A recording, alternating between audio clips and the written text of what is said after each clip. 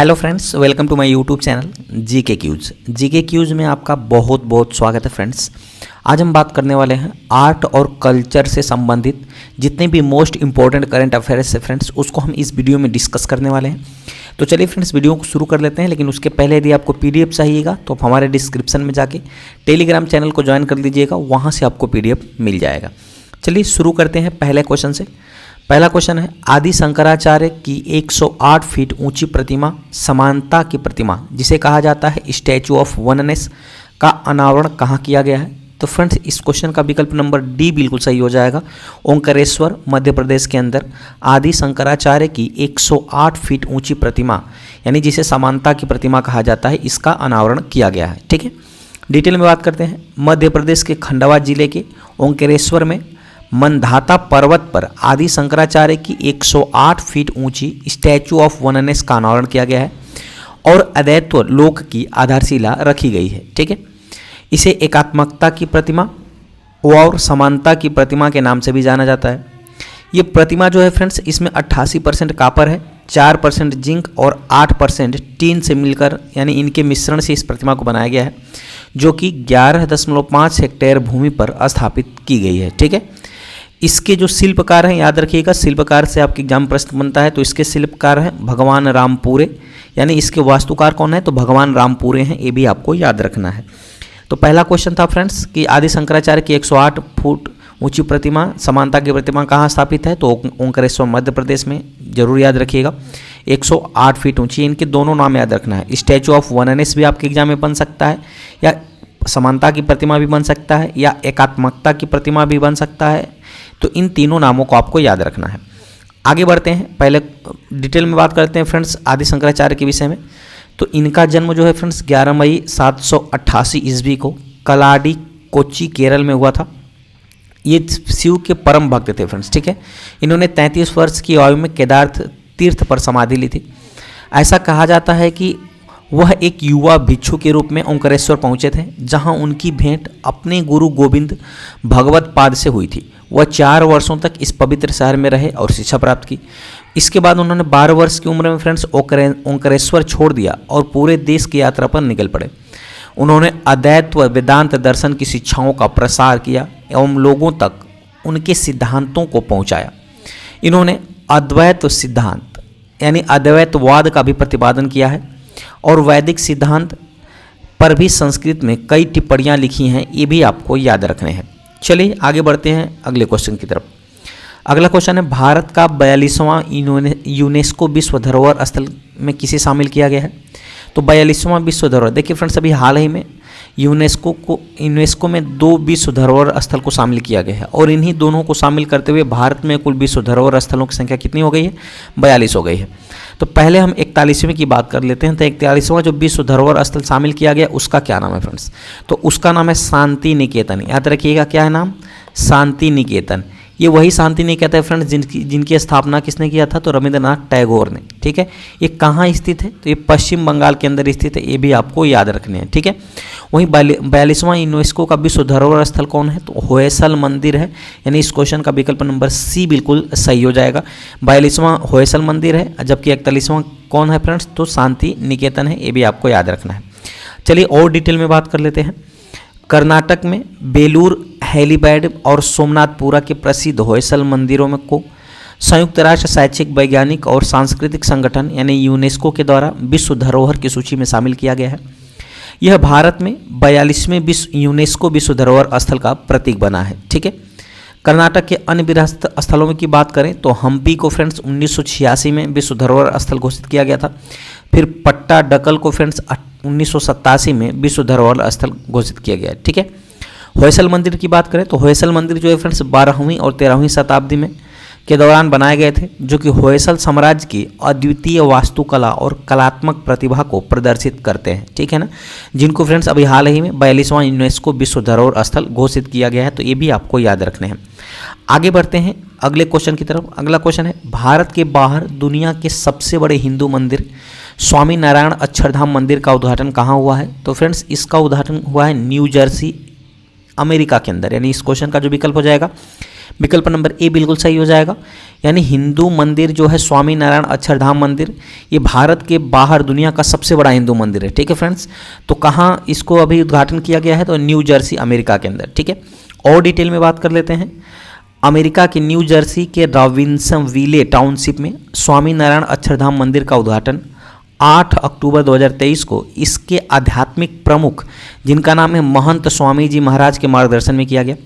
इस अक्षरधाम मंदिर को भारत के बाहर दुनिया का दूसरा सबसे बड़ा हिंदू मंदिर कहा गया है। ठीक है, इस मंदिर को बनाने में लगभग 4 तरह के पत्थरों का इस्तेमाल किया गया है। इनमें से lime stone, pink sand stone, marble और ग्रेनाइट जैसे 4 प्रकार के पत्थरों का इस्तेमाल किया गया है। ठीक है, चलिए आगे बढ़ते हैं फ्रेंड्स अगले क्वेश्चन की तरफ। अगला क्वेश्चन, वर्ष 2024 तक दुनिया का सबसे बड़ा धार्मिक स्मारक वैदिक तारामंडल कहाँ बनाया जाएगा? तो फ्रेंड्स वर्ष 2024 तक ये बन के तैयार होगा। ठीक है ना, जिसका नाम क्या है? वैदिक तारामंडल। इसको कहाँ बनाया जाएगा फ्रेंड्स? तो इसको बनाया जा रहा है मायापुरी, पश्चिम बंगाल के अंदर। यानी इस क्वेश्चन का जो विकल्प चला जाएगा, विकल्प नंबर डी बिल्कुल सही हो जाएगा। ठीक है, यानी मायापुरी पश्चिम बंगाल में वर्ष 2024 तक दुनिया का सबसे बड़ा धार्मिक स्मारक वैदिक तारामंडल बनाया जाएगा। डिटेल में बात करते हैं फ्रेंड्स। दुनिया के सबसे बड़े धार्मिक स्मारक बनने के अलावा यह सबसे बड़ा गुंबद भी होगा। यह पश्चिम बंगाल में वैदिक तारामंडल का मंदिर इस्कान के मुख्यालय के रूप में काम करेगा। ठीक है, वैदिक तारामंडल मेहमानों को ब्रह्मांडीय निर्माण के विभिन्न हिस्सों का भ्रमण कराएगा। इसके साथ साथ इसमें ब्रह्मांड से संबंधित विभिन्न पहलुओं की जानकारी दी जाएगी और लोगों को वैदिक संस्कृति के बारे में अवगत कराया जाएगा। ये भी आपको याद रखना है।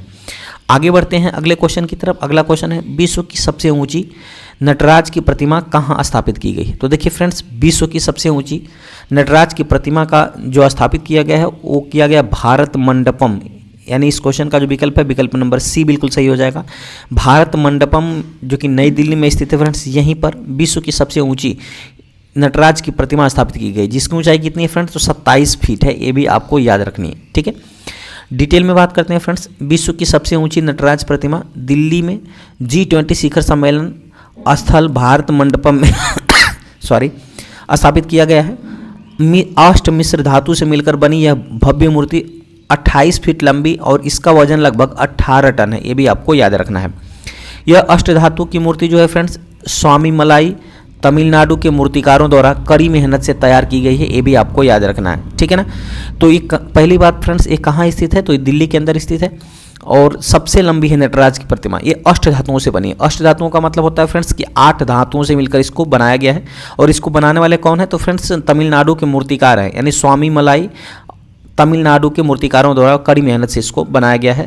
अभी फ्रेंड्स हाल ही में 9 से 10 सितंबर के बीच यहाँ पर दिल्ली के अंदर G20 शिखर सम्मेलन का आयोजन किया गया था इसी में, इसलिए काफ़ी चर्चे में रहा। ये भी आपको याद रखना है। ठीक है, चलिए आगे बढ़ते हैं फ्रेंड्स। अगला क्वेश्चन है, प्रधानमंत्री नरेंद्र मोदी ने संत रविदास मंदिर की आधारशिला कहाँ रखी है? तो फ्रेंड्स प्रधानमंत्री नरेंद्र मोदी के द्वारा संत रविदास मंदिर की जो आधारशिला रखी गई है वो रखी गई है फ्रेंड्स मध्य प्रदेश के अंदर। यानी इस क्वेश्चन का जो विकल्प है, विकल्प नंबर सी बिल्कुल सही हो जाएगा। डिटेल में बात करते हैं। 12 अगस्त 2023 को प्रधानमंत्री नरेंद्र मोदी ने बड़तुमा सागर में 11 एकड़ भूमि पर लगभग 100 करोड़ रुपए की लागत से आकार लेने वाले संत शिरोमणि श्री रविदास जी के स्मारक और मंदिर का वैदिक मंत्रोच्चार के साथ भूमि पूजन कर शिलान्यास किया है। किसने किया फ्रेंड्स? तो प्रधानमंत्री नरेंद्र मोदी ने। ये भी आपको याद रखना है। आगे बढ़ते हैं फ्रेंड्स। अगला क्वेश्चन है, मई 2023 में प्रधानमंत्री नरेंद्र मोदी ने महात्मा गांधी जी की प्रतिमा का अनावरण कहाँ किया है? तो फ्रेंड्स महात्मा गांधी की प्रतिमा का अनावरण किया है हिरोशिमा के अंदर। यानी इस क्वेश्चन का जो विकल्प है, विकल्प नंबर सी बिल्कुल सही हो जाएगा। हिरोशिमा कहाँ पड़ता है फ्रेंड्स? तो ये जापान के शहर है हिरोशिमा। याद रखिएगा, ये वही हिरोशिमा है फ्रेंड्स जहाँ ने अमेरिका ने फैट मैन नामक बम को गिराया था। ठीक है ना, तो आपको पता होगा विश्व युद्ध के दौरान हिरोशिमा और नागासाकी 2 स्थान पे अमेरिका ने बम गिराया था। अच्छा, जो परमाणु बम गिराया था फ्रेंड्स, उसको बनाया किसने था? उसको बनाया था ओपेनहाइमर वोल्काफ ने। याद रखिएगा, ओपेनहाइमर वोल्काफ ने बनाया था। 6 अगस्त और 9 अगस्त को, 6 अगस्त को फ्रेंड्स हिरोशिमा पे, जबकि 9 अगस्त को नागासाकी पे बम गिराया था किसने? तो अमेरिका ने। ठीक है, वही हिरोशिमा है फ्रेंड्स जहां पर अभी हाल ही में प्रधानमंत्री नरेंद्र मोदी ने महात्मा गांधी जी की प्रतिमा का अनावरण किया है। ठीक है, जो G7 शिखर सम्मेलन की मेजबानी कर रहा था फ्रेंड्स जापान, उसी के दौरान प्रधानमंत्री ने अनावरण किया है। ठीक है, डिटेल में बात करते हैं। प्रधानमंत्री श्री नरेंद्र मोदी ने 20 मई 2023 को जापान के हिरोशिमा में महात्मा गांधी की प्रतिमा का अनावरण किया है। प्रतिमा की प्रस्तुति 19 से 21 मई 2023 तक G7 शिखर सम्मेलन में प्रधानमंत्री की यात्रा के दौरान हुई है। अगर बात करें फिर इसकी लंबाई जो है 42 इंच है, जो कि कांस्य की प्रतिमा है, को पद्म भूषण पुरस्कार विजेता जिसका नाम है राम वनजी सुतार, यानी राम वनजी सुतार ने बनाया है। तो इसके वास्तुकार कौन है? तो राम वनजी सुतार इसके वास्तुकार हैं। ये भी आपको याद रखने हैं, काफ़ी अति महत्वपूर्ण है क्योंकि वास्तुकार से आपके एग्जाम में प्रश्न हमेशा बनता है।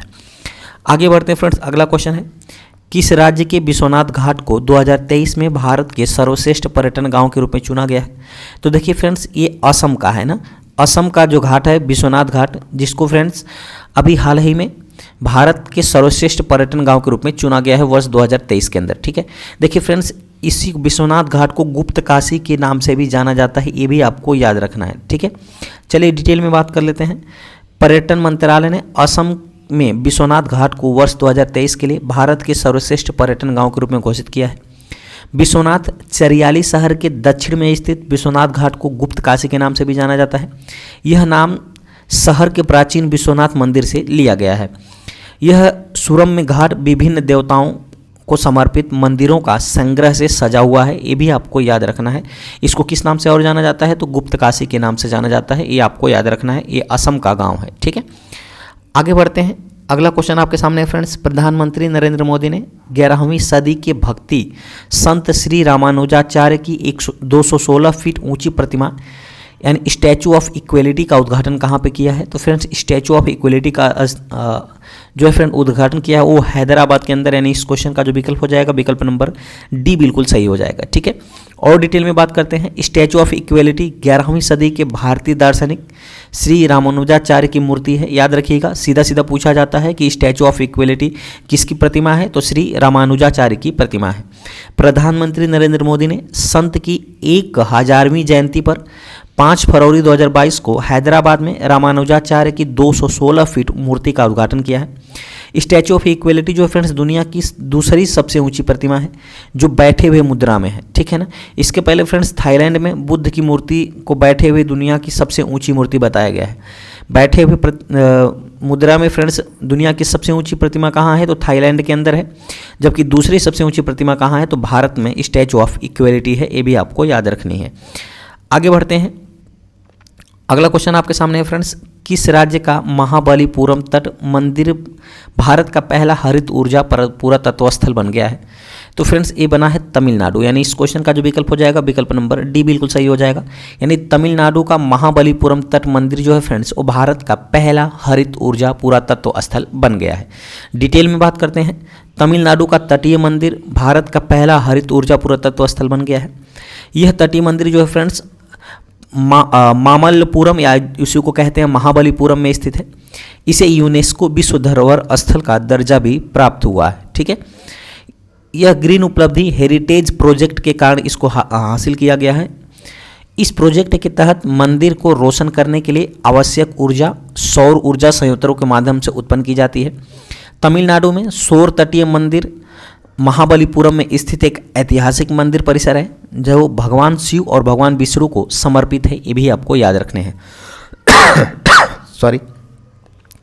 अगला प्रश्न है, वर्ल्ड सिटीज कल्चर फोरम में शामिल होने वाला पहला भारतीय शहर कौन सा है? तो वर्ल्ड सिटीज कल्चर फोरम में शामिल होने वाला पहला भारतीय शहर है फ्रेंड्स बेंगलुरु, यानी इस क्वेश्चन का जो विकल्प हो जाएगा विकल्प नंबर सी बिल्कुल सही हो जाएगा। डिटेल में बात करते हैं। कर्नाटक की राजधानी बेंगलुरु शहर जो है friends world cities culture forum का हिस्सा बनने वाला पहला भारतीय शहर बन गया है। ठीक है, वर्ल्ड सिटीज कल्चर फोरम की बात करें तो इस शहरों का एक वैश्विक नेटवर्क है जो भविष्य की समृद्धि में संस्कृति की भूमिका का पता लगाने के लिए अनुसंधान और बुद्धिमत्ता साझा करता है। बेंगलुरु में शामिल होने वाला बेंगलुरु जो है फ्रेंड्स वो WCCF यानी कह सकते हैं वर्ल्ड सिटीज कल्चर फोरम में शामिल होने वाला 41वां शहर है, जिसमें से फ्रेंड्स पहले से ही न्यूयॉर्क, लंदन, पेरिस, टोक्यो और दुबई जैसे 6 महाद्वीपों के 40 शहर शामिल है। जबकि 41वां शहर कौन बन गया है फ्रेंड्स? तो बेंगलुरु बन गया है वर्ल्ड सिटीज कल्चर फोरम के अंदर में शामिल होने वाला। ठीक है, चलिए आगे बढ़ते हैं अगले क्वेश्चन की तरफ। अगला क्वेश्चन है फ्रेंड्स, दुनिया का सबसे बड़ा रामायण मंदिर कहाँ बनाया जाएगा? तो फ्रेंड्स दुनिया का सबसे बड़ा रामायण मंदिर बनाया जा रहा है पूर्वी चंपारण में। यानी ये पूर्वी चंपारण कहाँ पड़ता है फ्रेंड्स? तो ये बिहार के अंदर स्थित है, जहाँ पर दुनिया का सबसे बड़ा रामायण मंदिर बनाया जाएगा। ठीक है, डिटेल में बात करते हैं। दुनिया के सबसे बड़े मंदिर विराट रामायण मंदिर का निर्माण बिहार के चंपारण जिले में शुरू हुआ है, जिससे 2025 तक पूरा होने की संभावना है। ठीक है ना। श्री महावीर स्थान न्यास समिति के अध्यक्ष आचार्य किशोर कुणाल के नेतृत्व में मंदिर अयोध्या में निर्माणाधीन रामलला मंदिर के आकार को पार करने के लिए तैयार है। मंदिर परिसर के भीतर शैव और वैष्णव देवी देवताओं को समर्पित 22 मंदिर होने वाले हैं, ये भी आपको याद रखना है। 120 एकड़ भूमि वाले इस स्थल को जानकी नगर के रूप में विकसित किया जाएगा। यानी इसका नाम क्या रखा जाएगा फ्रेंड्स? तो जानकी नगर, ये भी आपको याद रखना है। जिसमें एक आश्रम होगा, एक गुरुकुल होगा, शैक्षणिक गुरुकुल यानी शैक्षणिक संस्थान, फिर धर्मशाला होगा फ्रेंड्स यानी गेस्ट हाउस, यानी अन्य सुविधाएं इसमें शामिल की जाएंगी इस मंदिर के अंदर, ये भी आपको याद रखने हैं। आगे बढ़ते हैं, अगला क्वेश्चन आपके सामने है, दुनिया का सबसे बड़ा हड़प्पा संस्कृति संग्रहालय कहाँ स्थापित किया जाएगा? तो फ्रेंड्स दुनिया का सबसे बड़ा हड़प्पा संस्कृति संग्रहालय जो है राखीगढ़ी के अंदर इसको स्थापित किया जाएगा। यानी इस क्वेश्चन का जो विकल्प है, विकल्प नंबर ए बिल्कुल सही हो जाएगा।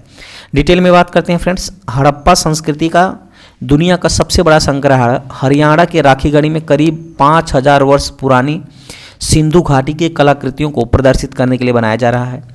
राखीगढ़ी गांव जो है फ्रेंड्स वो 2600 से 1900 ईसा पूर्व के बीच सिंधु घाटी सभ्यता का हिस्सा था। राखीगढ़ी हरियाणा के हिसार जिले का एक गांव है। यह सिंधु घाटी सभ्यता के समय में एक प्रसिद्ध पुरातात्विक स्थल भी है, ये भी आपको याद रखना है, जिसको फ्रेंड्स अभी दुनिया का सबसे बड़ा हड़प्पा संस्कृति संग्रहालय के रूप में स्थापित किया जा रहा है। आगे बढ़ते हैं, अगला क्वेश्चन है, भारत का पहला मानचित्र कला संग्रहालय कहाँ खुला है? तो फ्रेंड्स भारत का पहला मानचित्र कला संग्रहालय जो है ये कहाँ खोला गया है? तो ये खोला गया है फ्रेंड्स मसूरी के अंदर। यानी इस क्वेश्चन का जो विकल्प है, विकल्प नंबर डी बिल्कुल सही हो जाएगा। मसूरी कहाँ पड़ता है? तो उत्तराखंड के अंदर। डिटेल में बात करते हैं, उत्तराखंड के पर्यटन और संस्कृति मंत्री सतपाल महाराज ने विश्व पर्यटन दिवस के अवसर पर उत्तराखंड के सुरम्य शहर मसूरी में देश के पहले कार्टोग्राफी संग्रहालय यानी जॉर्ज एवरेस्ट कार्टोग्राफी संग्रहालय का उद्घाटन किया गया है। ये जॉर्ज एवरेस्ट वही है फ्रेंड्स जिसके नाम पे माउंट एवरेस्ट का नाम रखा गया है, ये भी आपको याद रखना है। ठीक है, यानी ये पहले कभी फ्रेंड्स जॉर्ज एवरेस्ट का निवास स्थान हुआ करता था, जिनके नाम पर माउंट एवरेस्ट का नाम रखा गया है। सॉरी, इसको भी याद रखना है। आगे बढ़ते हैं, अगला क्वेश्चन है, पुरातत्वविदों की एक टीम ने मोतियों का सबसे पुराने शहर की खोज कहाँ पे की है? तो फ्रेंड्स मोतियों के सबसे पुराने शहर की खोज किया है पुरातत्वविद की टीम ने। एक किया है फ्रेंड्स कहाँ पे? तो एक किया है संयुक्त अरब अमीरात के अंदर यानी यूएई के अंदर। इस क्वेश्चन का विकल्प नंबर ए बिल्कुल सही हो जाएगा। डिटेल में बात करते हैं, आर्कियोलॉजिस्ट ने यह मोतियों का शहर संयुक्त अरब अमीरात यानी यूएई के उत्तरी शेखडोम में एक द्वीप पर खोजा है। 6ठी शताब्दी के दौरान इस शहर में प्राकृतिक तौर पर मोतियां पैदा होती थी। संभवतः यह मोतियों की खेती भी होती होगी, एक संभावना लगाया जा रहा है। किसी ज़माने में यहाँ हजारों लोग रहते थे, अब यह शहर खंडहर हो चुका है। इस शहर में मोती बनाने वाले लोग रहते थे। संयुक्त अरब अमीरात की सिनिया द्वीप पर खोजा गया मोतियों को लगभग 12 हेक्टेयर क्षेत्र में फैला हुआ है, ये भी आपको याद रखना है। कहाँ खोजा गया है फ्रेंड? तो सिनिया द्वीप पर, ये भी आपको याद रखना है। सिनिया द्वीप कहाँ है? तो ये है फ्रेंड्स यूएई के अंदर। आगे बढ़ते हैं फ्रेंड्स, अगला क्वेश्चन आपके सामने है, पुरातत्वविदों ने सुगम युग में जुड़ी एक क्रिस्टल क्वार्टज वजन इकाई की खोज कहाँ पे की है? तो फ्रेंड्स इसकी खोज की है किलाड़ी तमिलनाडु के अंदर। यानी इस क्वेश्चन का जो विकल्प है, विकल्प नंबर ए बिल्कुल सही हो जाएगा। यानी पुरातत्वविदों के द्वारा फ्रेंड्स संगम युग से जुड़ी एक क्रिस्टल क्वार्टज वजन इकाई, यानी वजन इकाई का मतलब है कि फ्रेंड्स इन लोगों का मानना है कि इसका प्रयोग जो है वो वस्तुओं को तौलने के लिए या मापने के लिए किया जाता था। कहाँ खोजा गया है फ्रेंड्स? एक किलाड़ी तमिलनाडु के अंदर। डिटेल में बात करते हैं, तमिलनाडु में मदुरई के पास स्थित एक ऐतिहासिक उत्खनन स्थल किलाड़ी में पुरातत्वविदों के द्वारा संगम युग की एक क्रिस्टल क्वार्टज वजन इकाई खोजा गया है। 2014 में किलाड़ी में खुदाई शुरू हुई थी, जिसके बाद जमीन के 175 सेंटीमीटर नीचे पाई गई क्वार्टज वजन इकाई अपनी तरह की पहली इकाई है। ठीक है, शोधकर्ताओं ने यह दावा किया है कि इसका इस्तेमाल धान या सब्जियों के लिए नहीं बल्कि सोने, कीमती और अर्धकीमती पत्थरों जैसे मूल्य वाली वस्तुओं को तौलने के लिए किया जाता था संगम युग में। ठीक है, आगे बढ़ते हैं। अगला क्वेश्चन आपके सामने है, भारत के पहले वैदिक थीम पार्क वेद वन पार्क का उद्घाटन कहाँ किया गया है? तो याद रखिएगा फ्रेंड्स, क्या नाम रखा गया है? वेद वन पार्क रखा गया है भारत के पहले वैदिक थीम पार्क का नाम। ठीक है, डिटेल में बात करते हैं फ्रेंड्स, कहाँ पे किया गया है? तो ग्रेटर नोएडा में, यानी इस क्वेश्चन का जो विकल्प है विकल्प नंबर ए बिल्कुल सही हो जाएगा। बात करते हैं डिटेल में, भारत का पहला वैदिक थीम वाला पार्क नोएडा के सेक्टर 78 में बनाया गया है। वेद वन पार्क के रूप में जाना जाने वाला यह स्थान बरगद, कल्पवृक्ष और नारियल जैसे लगभग 50,000 से अधिक पौधों का घर होगा, जिनका उल्लेख वैदिक साहित्य में किया गया है, यानी उसी के आधार पर इसको बनाया जा रहा है। इसके अंदर फ्रेंड्स ऋग्वेद, यजुर्वेद, सामवेद और अथर्ववेद के सभी को पार्क में दीवार भित्ति चित्रों और मूर्तियों को दर्शाया गया है, ये भी आपको याद रखने हैं। यानी ये आपको पहले इसका तो नाम महत्वपूर्ण है फ्रेंड्स, नाम याद रखना है कि वेद वन पार्क जो है फ्रेंड्स ये भारत का पहला वैदिक थीम पार्क है। कहाँ बनाया जा रहा है? तो नोएडा उत्तर प्रदेश के अंदर, ये महत्वपूर्ण है आपके लिए। आगे बढ़ते हैं फ्रेंड्स, अगला क्वेश्चन है, किस राज्य में स्थित तुंगनाथ मंदिर को राष्ट्रीय स्मारक घोषित किया जाएगा? तो फ्रेंड्स इस क्वेश्चन का जो विकल्प है विकल्प नंबर डी बिल्कुल सही हो जाएगा, यानी उत्तराखंड राज्य में स्थित है तुंगनाथ मंदिर, जिसको राष्ट्रीय स्मारक घोषित किया जाएगा। डिटेल में बात करते हैं, उत्तराखंड के रुद्रप्रयाग में स्थित तुंगनाथ मंदिर दुनिया के सबसे ऊंचे शिव मंदिरों में से एक है। साथ ही साथ यह पंच केदार मंदिरों में भी सबसे ऊंचा मंदिर है। डिटेल में बात करते हैं और आगे, प्राचीन मंदिर तुंगनाथ को राष्ट्रीय महत्व स्मारक घोषित करने के लिए केंद्र सरकार ने 27 मार्च 2023 को अधिसूचना जारी की है। ठीक है, आगे बढ़ते हैं फ्रेंड्स अगले क्वेश्चन की तरफ। अगला क्वेश्चन है, भारत के प्रसिद्ध सांची गेट की प्राकृतिकी का अनावरण कहाँ किया गया है? भारत के प्रसिद्ध सांची गेट की प्रतिकृति का मतलब जैसे फ्रेंड सांची का गेट हुआ था ना, ठीक उसी आकार का दूसरा गेट बनाया गया है। तो एक कहाँ पे इसका अनावरण किया गया है? तो बर्लिन शहर में, जो कि जर्मनी का एक शहर है, वहीं पर फ्रेंड्स भारत के प्रसिद्ध सांची गेट की प्रतिकृति का अनावरण किया गया है। ठीक है ना, अब याद रखिए फ्रेंड्स, जनवरी 2023 में भारत के प्रसिद्ध सांची स्तूप के पूर्वी गेट की प्रतिलिपि का अनावरण बर्लिन के जर्मनी में किया गया है। ये वही सांची है फ्रेंड्स। यहाँ से एक करंट का क्वेश्चन आपको याद रखना है कि सांची जो है भारत की पहली सोलर सिटी बनने वाला पहला शहर है सांची, ये भी आपको याद रखना है।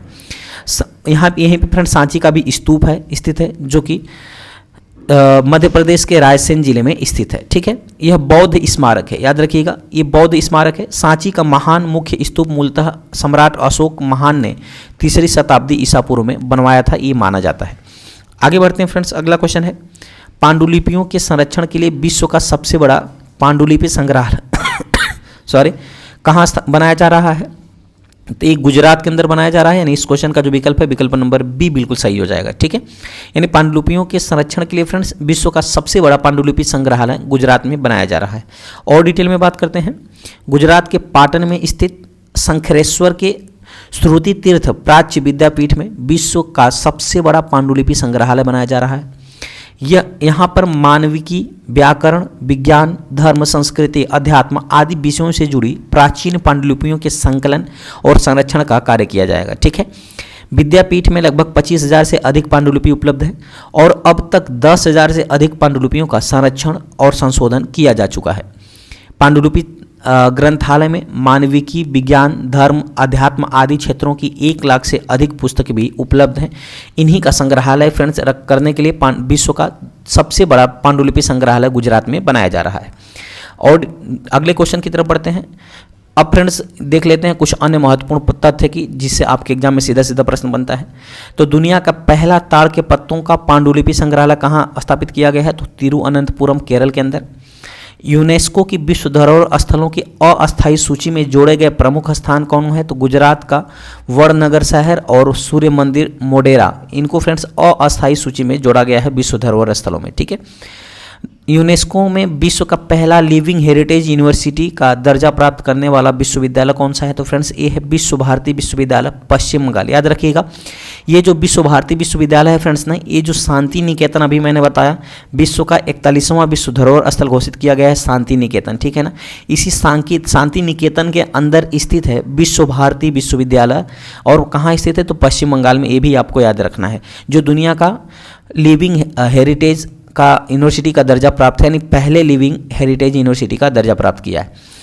700 फीट लंबी दीवार पर आधुनिक भित्ति कला की एक महान कृति वॉल ऑफ पीस का उद्घाटन किया गया है। कहाँ पर? तो चेरपुलासेरी केरल के अंदर इसका उद्घाटन किया गया है।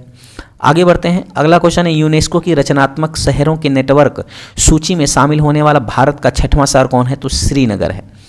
यूनेस्को द्वारा world heritage in danger site का दर्जा पाने वाला पहला शहर कौन सा है? तो ओडेसा है। यूक्रेन का ओडेसा शहर, याद रखिएगा। यूनेस्को द्वारा सिंधु घाटी सभ्यता का प्रसिद्ध स्थल जिसे कि भारत का 40वां विश्व धरोहर स्थल घोषित किया गया है, ये कौन सा है? तो फ्रेंड्स धौलावीरा गुजरात के अंदर है। तो याद रखिएगा 40वां जो स्थल है फ्रेंड्स वो धौलावीरा गुजरात है। 41वां जो है शांति निकेतन है। वहीं 42वां जो है फ्रेंड्स वो होयसल मंदिर है। तो ये 3 लेटेस्ट आपको याद रखना है, क्योंकि आपके एग्जामिन से हमेशा प्रश्न बनेगा ही बनेगा। अब आपके लिए मैं एक प्रश्न छोड़ के जा रहा हूँ फ्रेंड्स, इसको आपको कमेंट में आंसर करना है, साथ ही साथ बताना है वीडियो की क्वालिटी और कंटेंट कैसा लगा। क्वेश्चन है, भारत से चुराई गई 1200 साल पुरानी योगिनी की मूर्ति को 40 साल बाद किस देश से वापस लाया गया है? इसका आपको कमेंट में आंसर करना है, साथ ही साथ बताना फ्रेंड्स वीडियो की क्वालिटी और कंटेंट कैसा लगा। अगर वीडियो की क्वालिटी, कंटेंट और सत्येंद्र सर के पढ़ाने की मेहनत आपको पसंद आ रही हो तो चैनल को सब्सक्राइब करते हुए बेल आइकन दबाना मत भूलिएगा, ताकि जो भी मैं वीडियो अपलोड करूँगा उसका नोटिफिकेशन आपके पास पहुँच सके। चलिए ऐसे मिलते हैं मजेदार टॉपिक के साथ अगली वीडियो में, तब तक के लिए बहुत बहुत धन्यवाद। Thanks for watching.